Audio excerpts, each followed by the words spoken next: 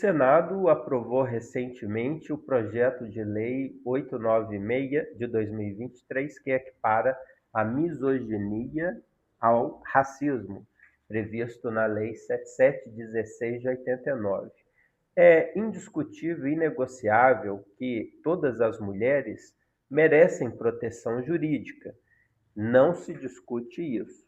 O que eu quero trazer a lume à discussão dos senhores é uma situação técnica sobre os limites do direito penal, sobre a possibilidade da intervenção política no direito penal, porque nós temos um quadro no qual uma pequena fissura dentro da estrutura da técnica dogmática pode se traduzir na afetação de todo o prédio, todo o edifício, de toda a construção de garantias individuais.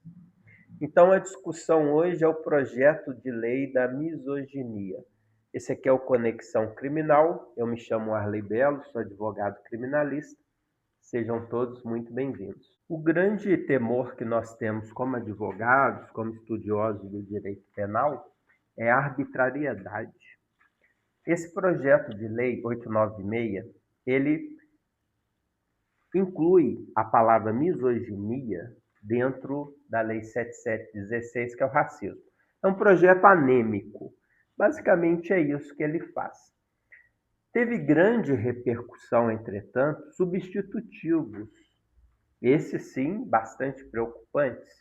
Me recordo lá do artigo 12, falando sobre divulgar situações verdadeiras, né, sobre a misoginia, que incentivem a misoginia.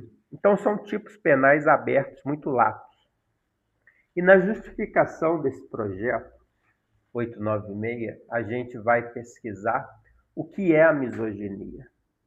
E lá, bem na introdução, diz que misoginia é qualquer comportamento de aversão, de ódio, de repulsa às mulheres. É um conceito aberto, é um conceito lato, que depende mais da interpretação das pessoas do que da lei, não é naquilo que a gente chama de tipo penal aberto, que não é o ideal, não é o desejável dentro do direito penal, que é o braço forte do Estado, são as consequências mais graves. Então, são conceitos que a gente precisa procurar se afastar, né? Nesse meu livro, Tratado dos Princípios Penais, eu já lembrava, na página 103, que Beccaria, em 1764, ele dispunha que não poderia ter crimes que pairasse dúvidas, né, do que é proibido ou não é proibido. Feuerbach, famoso jurista alemão do século passado, entendia a clareza das leis como uma das mais importantes missões da lei. É necessário explicar a todos o que é proibido, o que é permitido, de maneira objetiva e clara. Decorre isso mesmo do aforismo latim, nullum crime sine lege certa. A lei tem que ser clara, precisa, óbvia. O exemplo que eu trago aqui no livro é o homicídio, matar alguém. Você não precisa ser jurista, não precisa ser médico para saber o que significa matar alguém. E aí sim você obedece o princípio da legalidade. Nesse aspecto da taxatividade, não é? Que é uma especificidade desse princípio. Mãe, é um princípio estrutural do direito penal.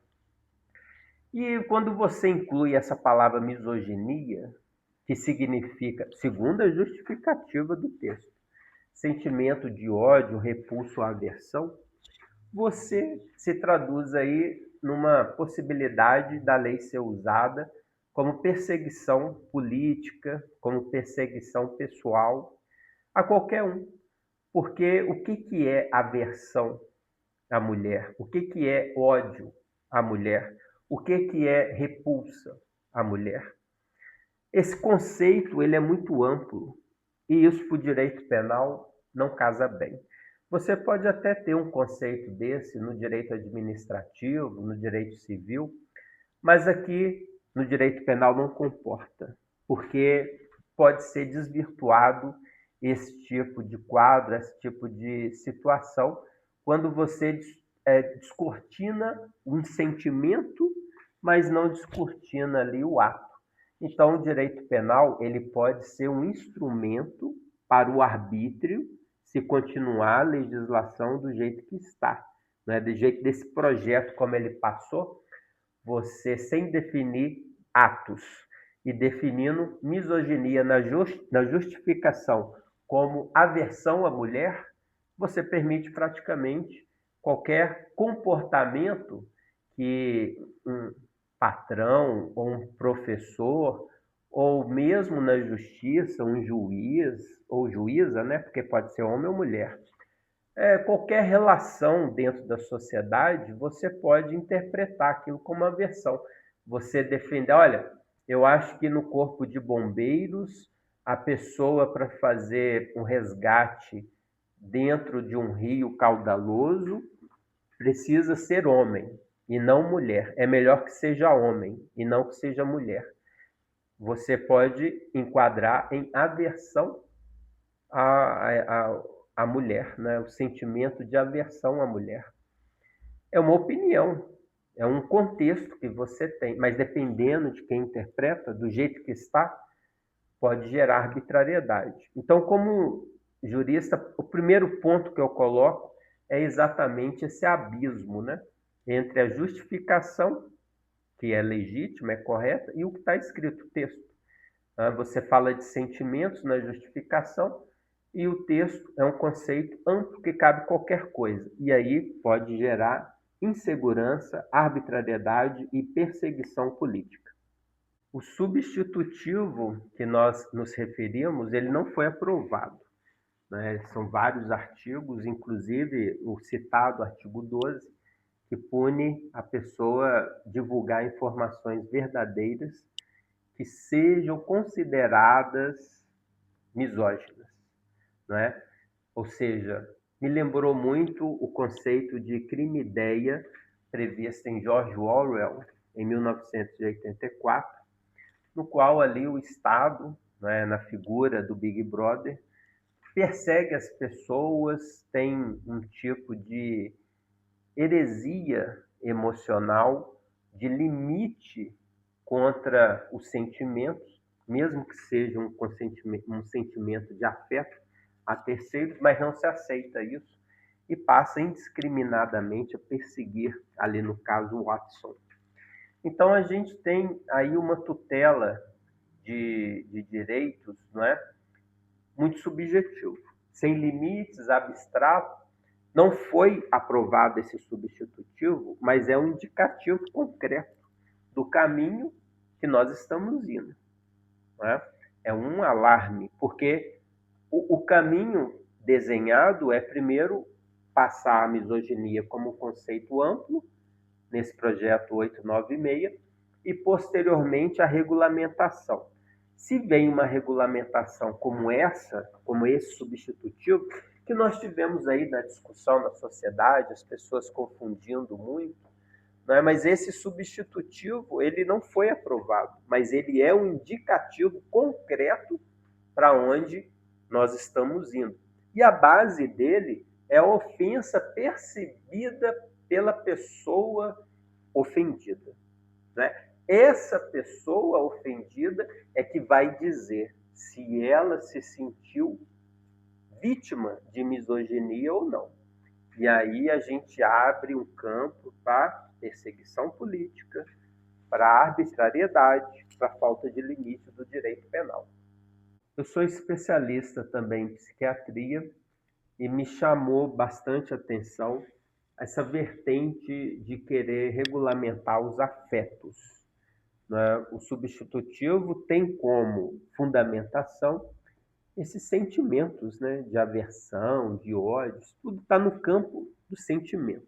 Me fez lembrar o médico inglês psiquiatra Theodore Dalrymple, esse livro, que ele trata do sentimentalismo tóxico, E na página 78, ele fala que esse sentimentalismo, a expressão de profunda tristeza, por exemplo, com a perda de um alfinete.